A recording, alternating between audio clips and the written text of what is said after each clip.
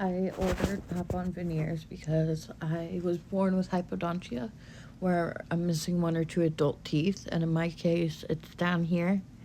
These bottom teeth are missing because of it, so I ordered Pop-on Veneers. I was skeptical at first because, I didn't know if it was legit or not.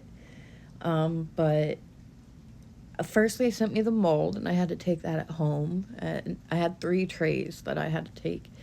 And all it took was one try after watching the video. Like, it was really easy to do.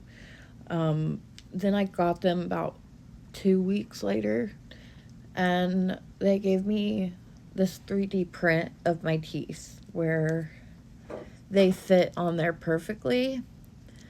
And they're real easy to put into. You just clip and then clip, and you can't, they are really white, but the gum line where it's so precise, and the bottom, like, they look like real teeth. Like, I'm so much more confident. I can smile now. I don't have to hide my teeth when I talk. Like, it's just 10 out of 10 stars. And then I got this cool little trinket for it. I ordered from Pop-on Veneers, and I was really happy with the service. I got the Hollywood white at first, and those were way too bright, so they sent me the natural white, which I got really fast, like within 2 weeks at most.